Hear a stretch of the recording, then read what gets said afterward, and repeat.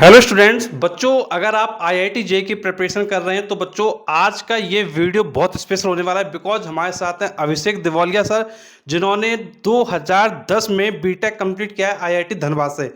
और sir present time पर RS institute में एज अ फिजिक्स एजुकेटर अपनी सर्विस प्रोवाइड कर रहे हैं।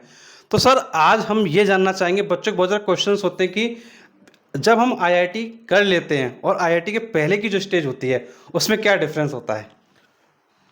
रवि जी, जब हम लोग स्टूडेंट होते हैं तो हम लोगों के बहुत सारे ड्रीम्स होते हैं और उन ड्रीम्स को फुलफ़िल करने के लिए हम लोग उसके अकॉर्डिंग तैयारी शुरू करते हैं।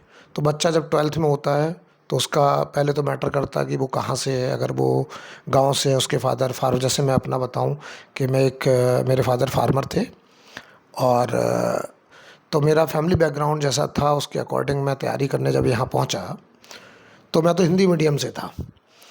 और ये हिंदी मीडियम वाले बच्चों के लिए भी अच्छा रहेगा कि हिंदी मीडियम के लोग भी सिलेक्ट होते हैं। हाँ, मेहनत करनी पड़ती है और मेहनत सबको करनी पड़ती है। तो जब मैं यहाँ पे आया तो मेरा ड्रीम था जेई में जाना, और ये ड्रीम मेरे टीचर्स ने मेरे अंदर एक स्पिरिट क्रिएट करी कि भाई तू तैयारी कर, तू सिलेक्ट हो सकता है। मेरे टीचर मुझसे बोलते थे तो मैं उनकी बात मानते हुए यहाँ पे तैयारी करने आया। और मेरे ड्रीम थे कि मैं आईआईटी में जाऊंगा और फील करता था कि वहाँ जाकर के एक अलग माहौल होगा, तो अलग दुनिया होगी, उस तरीके के थॉट्स थे मन में। तो उसके लिए लगन से पूरी मेहनत से तैयारी करी और मैं फिर जेई में सेलेक्ट हुआ। और कुल मिला के प्रिपरेशन का जो दौर होता है वो बहुत अच्छा भी होता है, क्योंकि उससे आप अपने करियर को एक शेप दे रहे होते हैं, और बहुत स्ट्रगलिंग भी होता है। और हमें उसमें अपने आप को मजबूती से बना के रखना होता है, घबराना नहीं होता है, क्योंकि कई बार मन में ऐसे भी थॉट्स आते हैं कि यार मुझसे नहीं हो पाएगा, ऐसा लग रहा है। लेकिन ऐसा होता नहीं है। आप अगर कॉन्टिन्यूस वर्क कर रहे हैं, मेहनत कर रहे हैं, तो रिजल्ट आपके फेवर में ही आता है। ऐसा कभी नहीं हो सकता कि आप अपना 100% दें और आपको सफलता ना मिले। तो ये ड्रीम्स होते हैं बच्चे के प्रिपरेशन के समय के, सिलेक्शन के पहले के। जब वो बीटेक में पहुंचता है तो वहाँ सारे बच्चे एक जैसे होते हैं, टैलेंटेड स्टूडेंट होते हैं। वो सबके अलग अलग गोल हैं। कोई डिसाइड कर रहा है मैं आईआईएम जाऊंगा, एमबीए करूंगा। कोई डिसाइड कर रहा है मैं सिविल सर्विसेज में जाऊंगा। कोई डिसाइड कर रहा है कि मैं 1 करोड़ का पैकेज ले लूँगा और मल्टीनेशनल कंपनी में जाऊँगा। और उनमें से कुछ हमारे जैसे भी होते हैं जो डिसाइड करते हैं कि नहीं, मुझे तो टीचर बनना है। तो मैं पहले से डिसाइडेड था कि मुझे टीचिंग करनी है। तो मैं सेकेंड ईयर से ही अपना टीचिंग स्टार्ट कर दिया था धनबाद में। अपना खुद का एक इंस्टीट्यूट वहाँ पे बना करके बच्चों को पढ़ाना स्टार्ट करा था। ट्यूशन से स्टार्ट करा था। और अब क्या है, स्ट्रगल अभी भी है। स्ट्रगल का लेवल बदल जाता है कि अब आपको बच्चों के, पहले क्या था, हम सिर्फ अपने लिए सोच रहे थे उस समय। अब हम कई स्टूडेंट के लिए सोच रहे हैं, पूरी क्लास के लिए सोच रहे हैं, पूरी कोचिंग के बच्चों के लिए सोच रहे हैं कि हमारे पढ़ाने से, अच्छा पढ़ाने से बच्चों के भविष्य पर क्या फ़र्क पड़ने वाला है, उनका करियर बनने वाला है। तो अब हम लोग जो मेहनत कर रहे हैं वो बच्चों के लिए कर रहे हैं। पहले जो मेहनत कर रहे थे वो सिर्फ अपने लिए कर रहे थे। ये डिफरेंस है। सर अच्छा ये बताइए, जैसे कि एक जो बच्चा अपकमिंग बच्चा होता है, जैसे कोई ड्रॉपर स्टूडेंट होगा, कोई फाउंडेशन बैच में होगा, तो उसके मन में होता है कि मेरी लाइफ में मैं इतने अमाउंट कमाऊंगा, इस ड्रीम तक पहुंचूंगा। तो उसका सर जो फाइनेंशियल फ्रीडम का गोल होता है कि चलो मैं कम एज पर बहुत ज़्यादा पैसा कमा लूँगा। तो सर वो सब चीज़ें तो आपकी पॉसिबल हो चुकी होंगी अभी तक। ये बात बिल्कुल सही कह रहे हैं रवि सर, कि जो बच्चे होते हैं तैयारी करते हैं उन्हें लगता है कि मैं बहुत, उनके ड्रीम्स होते हैं और उस ड्रीम में कहीं ना कहीं फाइनेंशियल इशू भी रहता है। तो उनको लगता है कि मैं बड़ा होकर के करोड़ों का पैकेज दूंगा, मल्टीनेशनल कंपनी में जाऊंगा। और ऐसा होना ठीक भी है, मतलब इसमें कोई बुराई नहीं है, क्योंकि उससे एक मोटिवेशन ही मिलता है कि मुझे कुछ अच्छा करना है। लेकिन उन सब के अलावा एक सेटिस्फैक्शन भी होता है, जो शायद बच्चे को बाद में समझ में आता है कि मैं वो काम करूं जिसमें मुझे सेटिस्फैक्शन मिल रहा है। लेकिन हाँ, पैसा भी उतना ही इक्वली इम्पोर्टेंट है कि बच्चा पैसा कमाता है तो उसकी फाइनेंशियल फ्रीडम होती है। लेकिन उसकी फिर रिस्पॉन्सिबिलिटीज़, उसके ड्रीम्स उतने ही बड़े होते चले जाते हैं। जितना वो कमाता है उसके हिसाब से फिर वो और मेहनत करता है और उसके ड्रीम्स बड़े होते जाते हैं। ये है। अच्छा सर ये बताइए, जैसे अब कोई बच्चा, जैसे हम लोग सुनते हैं ना न्यूज़पेपर में आता है, मजदूर का बेटा बना आईएएस या मजदूर का बेटा बना आईआईटीएन। तो सर जैसे आप किसान परिवार से थे, तो सर आपने किस तरीके से चीज़ों को मैनेज किया, क्योंकि एक स्टूडेंट के लिए एक ऐसे परिवार से आना जहाँ पैसों की दिक्कत है, उस स्टेज पे पहुँचना बहुत ज़्यादा डिफ़िकल्ट होता है क्योंकि उसके पास सबसे बड़ी प्रॉब्लम पैसे की आती है। तो उन चीज़ों से आपने कैसे मैनेज किया? कैसे आपने हैंडल की चीज़ों को? देखिए मैं अपने गांव में सिलेक्ट होने वाला पहला स्टूडेंट था और मैं 2006 में सिलेक्ट हुआ था। उस समय मेरे यहाँ मेरे घर में लोग या मेरे जो कनेक्टेड लोग थे, रिलेटिव्स थे या मोहल्ले के लोग थे, वो आईआईटी को आईटीआई बोलते थे उस समय, मैं आपको सच बताऊं। तो मेरे फादर एक बार बैंक में गए थे, तो मैनेजर से उन्होंने कहा कि मेरा बेटा आईआईटी में सिलेक्ट हो गया है। तो वो मैनेजर कहते नहीं, आईआईटी नहीं होगा, आईटीआई होगा। क्योंकि वो सोच रहा था कि गांव से कैसे लोग आईआईटी में सिलेक्ट हो सकते हैं। तो मेरे पापा ने फिर उनको बताया कि नहीं भाई, आईटीआई नहीं है, आईआईटी में ही सिलेक्ट हुआ और इस कॉलेज में पहुंचा है वो। तब उनको बिलीव हुआ। तो कहने का मतलब ये है कि आप उस एटमॉस्फेयर से अगर निकल के आ रहे हैं तो आपको और कड़ी मेहनत करने की ज़रूरत है, क्योंकि धारा के सापेक्ष यानी जिधर फ्लो है उसमें तो आप आसानी से बह सकते हैं, लेकिन जब फ्लो आपके अपोजिट है तो उसमें आपको दुगनी ताकत से मेहनत करने की ज़रूरत होती है और तब बेहतर रिजल्ट आपके फेवर में आता है। तो ऐसे स्टूडेंट जो हिंदी मीडियम से पढ़े हैं, जो गांव से रिलेटेड हैं, जिनको बहुत अच्छी सुविधाएं नहीं मिल रही हैं, मैं उन लोगों से कहूँगा कि आप सभी लोग बिल्कुल परेशान ना हो। रास्ते आपके अपने आप बनते हैं और हमारे आरएस इंस्टीट्यूट में मैं हूँ और भी टीचर्स हैं, आप हम लोगों से मिल सकते हैं। हम लोगों से जो भी आपकी मदद है बिल्कुल करेंगे। फ़ी वगैरह को लेकर के भी मदद कर सकते हैं, जो भी दिक्कत होगी आप हमसे मिल सकते हैं। और मैं ये ज़रूर कहूँगा कि अगर आपका गोल क्लियर है और आप हार्ड वर्किंग है, डेडिकेटेड है, तो कोई भी रुकावट आपको आपके गोल तक पहुंचने से रोक नहीं सकती है। जैसे मेरे केस में क्या था, फाइनेंशियल प्रॉब्लम थी, लेकिन मेरे जो टीचर्स थे उनका मुझे बहुत सपोर्ट मिला और उन्होंने मुझे फाइनेंशियली, फ़ी में, कोचिंग में या बीटेक में हर जगह मुझे हेल्प करी। और मैं यहाँ सिलेक्ट होकर के बीटेक करने में जो सफल हुआ, उसमें मेरे टीचर्स का बहुत बड़ा रोल रहा है। अच्छा सर, जैसे जब आप स्टूडेंट थे तो उसमें सर कितने घंटे पढ़ते थे आप? देखिए मैं आपको सच बताऊं कि एज सच मैंने कोई हार्ड टाइम टेबल फॉलो नहीं करा कि दीवार पे मैंने कोई टाइम टेबल चिपकाया हो, ऐसा मैंने कभी नहीं किया।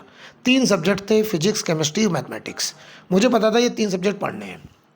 फिजिक्स पढ़ रहा था तो सिर्फ फिजिक्स पढ़ता था। उस समय ना केमिस्ट्री के बारे में सोचता था, ना मैथ के बारे में सोचता था। और पढ़ते पढ़ते अगर मुझे थकावट हुई, मान लो मैंने 4 घंटे लगातार पढ़ा और मुझे थकावट हुई, तो मैं सो लेता था, थोड़ा रेस्ट कर लेता था। सोने के बाद क्या होता, हमारी बॉडी रिचार्ज हो जाती है, फिर से एनर्जी लेवल बढ़ जाता है, फिर हम दूसरे सब्जेक्ट में चले जाते थे। तो ये पैटर्न था। और कभी ऐसा सच घंटे काउंट नहीं करे मैं बताऊं। लेकिन हाँ, मेरे पास कोई और काम भी नहीं था, रहना था और रूम लिया हुआ था, तो पढ़ना और सोना, यही 2 काम थे। थकावट हो जाती थी, रेस्ट कर लेता था, जागता था, फिर पढ़ना स्टार्ट कर देता था।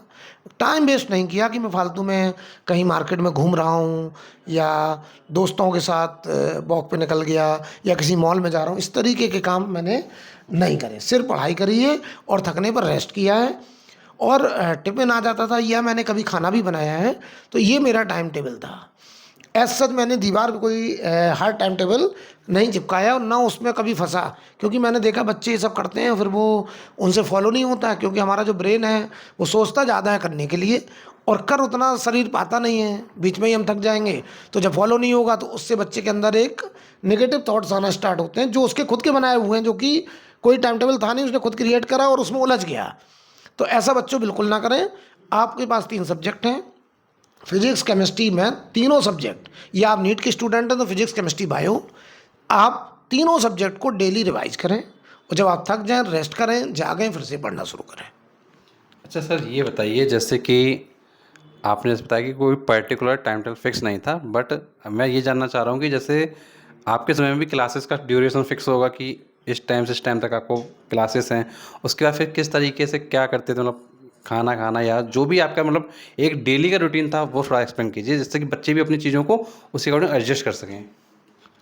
हमारी जैसे क्लासेस होती थी तो वो सुबह 8 बजे से शुरू होती थी और 2 बजे ख़त्म होती थी।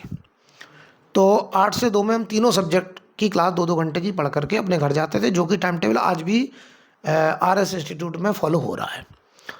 क्लास करके जब घर जाते थे, अपना टिफ़िन आ जाता था, खाना खाते थे, फिर थोड़ा आराम करते थे, क्योंकि सुबह से पढ़ते रहते, थक जाते थे, 1 डेढ़ घंटे आराम करने के बाद फिर उठते थे और फिर शाम तक लगातार पढ़ाई करते थे। इवनिंग में मुझे चाय या कॉफ़ी का शौक़ नहीं था, मुझे मिल्क जो होता है, जो हॉट मिल्क, यहाँ पे एक गुप्ता जी का वो था, तो वहाँ पे मैं जा कर के मिल्क पीता था डेली 1 ग्लास, और फिर आकर के रूम में अपना पढ़ाई स्टार्ट कर देता था और रात में वही 1 डेढ़ बजे तक पढ़ाई करता था। मतलब लेट नाइट पढ़ने की मेरी आदत थी, कभी 2 भी बज जाते थे और बीच में हो सकता अगर मैं थक गया हूँ तो 1 घंटे के लिए, आधा घंटे के लिए आराम भी कर लेता था और 2 बजे के आसपास मैं सो जाता था और फिर सुबह अपना 8 बजे फिर से कोचिंग पहुँच जाता था। ये टाइम टेबल था और जो कि मतलब एकदम फ्री था, ऐसा टाइट टाइम टेबल नहीं था। अच्छा सर, एक चीज़ बताइए कि क्या डेली 2 बजे तक पढ़ते थे या कभी 12-11 बजे भी सोना होता था? कभी थकावट ज़्यादा हो गई, कभी एक्स्ट्रा क्लासेस भी हो जाती थी क्योंकि कहने को 3 सब्जेक्ट थे, लेकिन किसी का सिलेबस अगर पीछे चल रहा है तो वो शाम को इवनिंग में एक्स्ट्रा क्लास भी हम लोगों की लगा लेते थे। तो उस दिन फिर पढ़ाई कम होती थी, जल्दी सो जाते थे क्योंकि थक जाते थे। तो उस दिन जल्दी सो जाते थे, फिर नेक्स्ट डे उसको कवर कर लेते थे या संडे को कवर करते थे, संडे को पूरा रिवाइज करते थे, टेस्ट पेपर होते थे, टेस्ट देने जाते थे। हाँ, लेकिन मैंने कभी भी कोई भी क्लासेस नहीं छोड़ी हैं और कोई पेपर नहीं छोड़े हैं और मैं अपने बच्चों को भी ये बोलना चाहूँगा कि आप लोग कोचिंग में किसी भी चैप्टर की कोई क्लास मत छोड़िए, क्योंकि क्लास छोड़ने पर, डिसकंटिन्यूटी आने पर आपको उस चैप्टर में कॉन्फिडेंस नहीं आता है। फिर आपको लगता है कि इसका सवाल मैं कर पाऊँगा या नहीं कर पाऊँगा। लेकिन अगर आपने लगातार सारी क्लासेस करी हैं तो आपको वो चैप्टर एकदम कॉन्फिडेंस में होते हैं आप कि भाई ये चैप्टर का अगर कोई भी सवाल आ जाएगा तो मैं ज़रूर कर दूँगा। तो इसलिए रेगुलर रहेंगे, सारे पेपर देंगे, आप निश्चित तौर पे सफल होंगे। अच्छा सर, जैसे अभी हमारे चैनल से 2 लाख से अधिक बच्चे हैं जो जेईई और नीट के लिए तैयारी करते हैं। तो जो बच्चे जैसे जेईई की तैयारी कर रहे हैं या नीट की तैयारी कर रहे हैं, तो मुझे लगता है कि अप्रॉक्सीमेट पढ़ने का पैटर्न तो सेम होता है। तो अब उस सिचुएशन में जैसे जो बच्चे तैयारी कर रहे हैं, अब उनको एक कुछ कम शब्दों में अगर हम लोग बात करें तो मतलब किस तरीके से चीज़ों को फॉलो करें जिससे कि वो अपने जेईई की जर्नी में या नीट की जर्नी में सक्सेसफुल हो जाएँ? कुछ 2-3 पॉइंट सर बता दीजिए प्लीज़। देखिए, जो नए बच्चे आने वाले हैं उनके बारे में आप जी, बात जी। कर रहे हैं ना, ठीक है। बेटा, जैसे मैं सबसे पहले तो उनको ये पहला पॉइंट कहूँगा कि आप लोग किसी भी इंस्टीट्यूट में ज्वाइन करें तो सबसे पहले वाले बैच में ज्वाइन करें, क्योंकि जब आप सबसे पहले बैच में जाते हैं उसका कोर्स पहले ख़त्म होता है, आपको रिवीजन का पर्याप्त समय मिलता है, प्रैक्टिस के लिए आपके पास समय होता है, तो जो आपके सिलेक्शन की संभावना को बढ़ा देता है।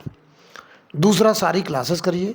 क्लास के बाद आपको कोई भी डाउट्स होता है तो अपने टीचर से तुरंत डाउट पूछिए। टीचर जो होमवर्क दे रहे हैं, डीपीपी दे रहे हैं, वो आपको कंपलसरी है, करना ही करना है, क्योंकि जब तक आप हर टाइप का question, easy too difficult level जब तक फॉलो नहीं करेंगे, हर तरीके के क्वेश्चन नहीं करेंगे, तब तक आपके सिलेक्शन की संभावना नहीं है। क्योंकि अब तो हर पूरे चैप्टर में से कहीं से भी क्वेश्चन आता है बेटा।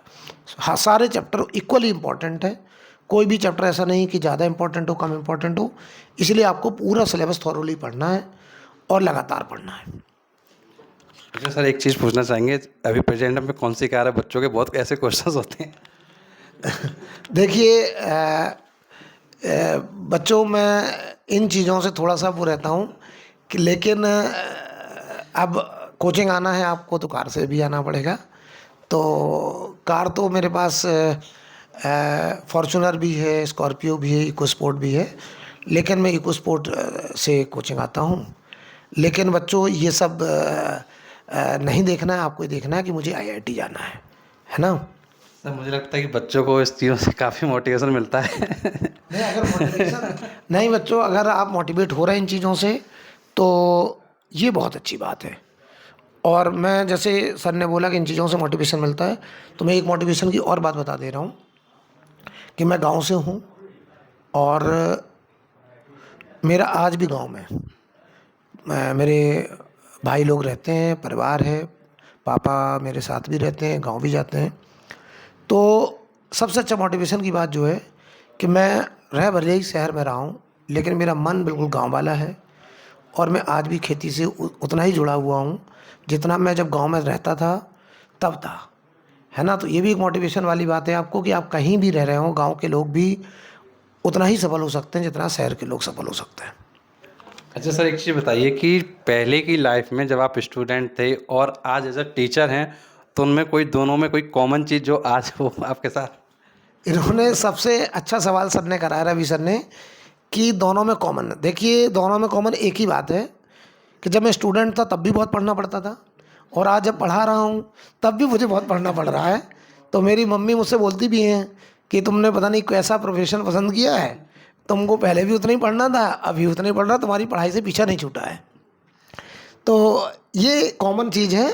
तो हालांकि वो मजाक में कहती हैं, क्योंकि वो देखती हैं मुझे पढ़ते हुए कि रात में मैं अभी भी 2 बजे तक पढ़ रहा हूँ, बच्चों को नए क्वेश्चन कराने के लिए देख रहा हूँ, तो उनको ऐसा लगता है, तो वो बोलती हैं। तो मैंने ये प्रोफेशन जानबूझ के चुना है, तो मुझे अच्छा लगता है पढ़ना। ये चीज़ एकदम कॉमन है जिसको मैं इंजॉय कर रहा हूँ, जो मेरे जीवन में शायद कभी नहीं बदलने वाली है। बच्चों, एक चीज़ मैं और शेयर करना चाहूँगा। सर अभी जो है कानपुर में जो बेस्ट लोकेशन है, उन बेस्ट लोकेशन में सर का फ्लैट वगैरह सब कुछ है। बाकी का आपके मोटिवेशन के लिए है। और बच्चों देखिए, लाइफ आपकी जो है, जैसे अगर आप आईआईटी में हो जाते हैं या फिर मान लीजिए एम्स वगैरह जैसे कॉलेज आपको मिल जाते हैं, तो आपकी कंप्लीट लाइफ क्या है, एक तरीके से सेट हो जाती है। जो आपकी जो फाइनेंशियल कंडीशन है, उसमें कभी आपको कोई प्रॉब्लम नहीं आएगी।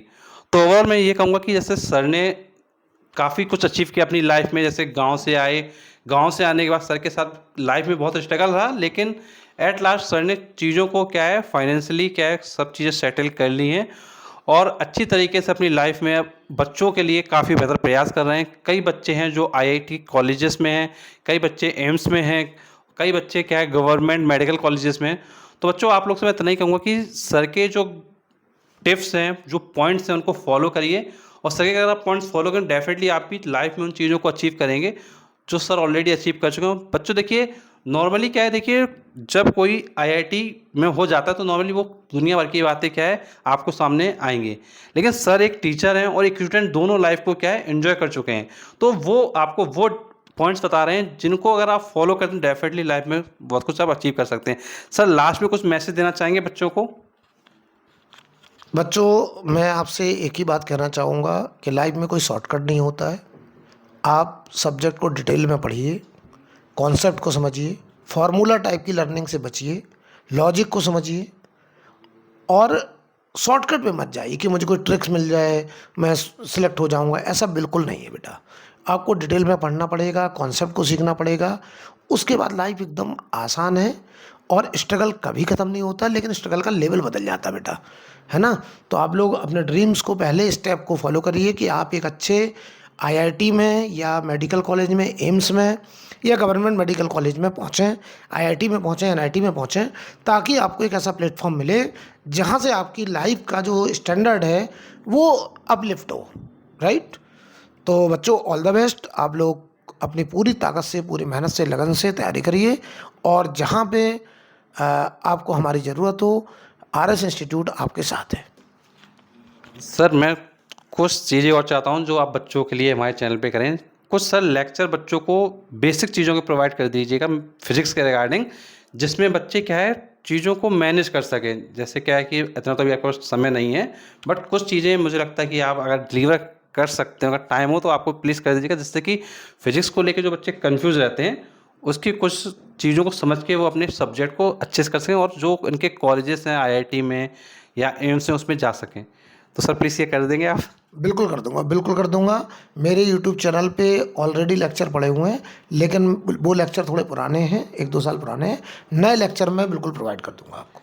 तो बच्चों, आपको मैं क्या करूँगा, सर का चैनल भी साथ में लिंक कर दूँगा, आप सर के चैनल पे विजिट कर सकते हैं। और बच्चों, अगर आप लोग कानपुर में आरएस इंस्टीट्यूट ज्वाइन करना चाहते हैं या सर से मिलना चाहते हैं, तो डेफिनेटली मैं आपको क्या कॉन्टैक्ट डिटेल डिस्क्रिप्शन बॉक्स में आरएस इंस्टीट्यूट टीम का प्रोवाइड कर रहा हूँ, तो आप कॉन्टैक्ट भी कर सकते हैं। ठीक है बच्चों? तो बच्चों, आप लोग अपनी तैयारी करिए अच्छे से, और सर का एक वीडियो हम और लेके आएंगे जिसमें लेक्चर में चीज़ों को कवर करेंगे। और सर अगर आपको गाइड करेंगे तो मुझे लगता है कि आपका सिलेक्शन डेफिनेटली कहीं ना कहीं श्योर हो जाएगा। Thank you sir.